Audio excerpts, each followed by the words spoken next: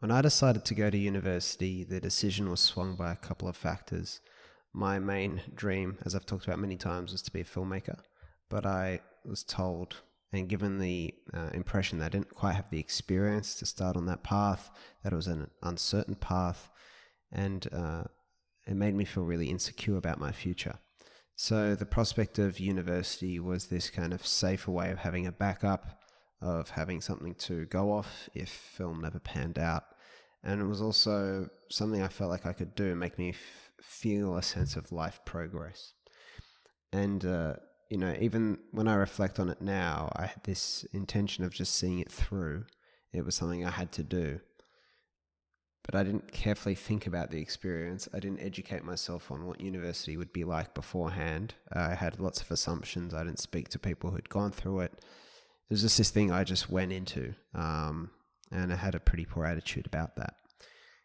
And this is something I think might be pretty concerning for young people out there, is the concept of the educational conveyor belt. Alan Watts has a remarkable video on YouTube called Life is Not a Journey.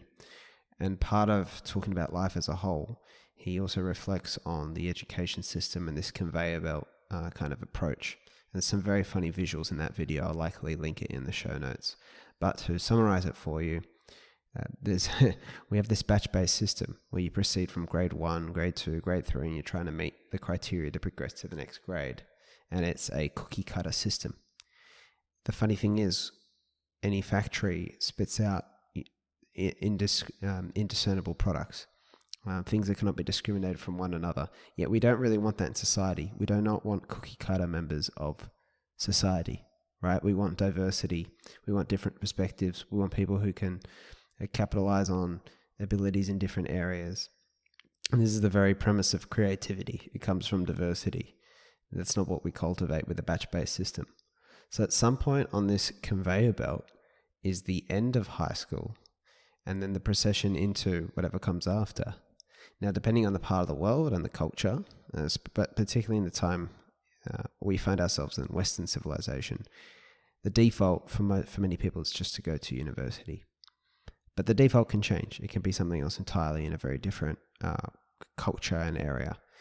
And that's something I think is very challenging and concerning, because whilst there's many things you can get out of many options you have for ongoing learning after high school, or in fact after childhood, the opting into things by default is very rarely a natural, I guess, strategy for delivering yourself good outcomes.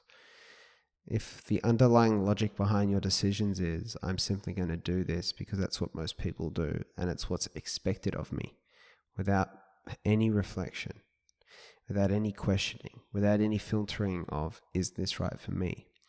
I think this leads to widespread kind of challenging outcomes.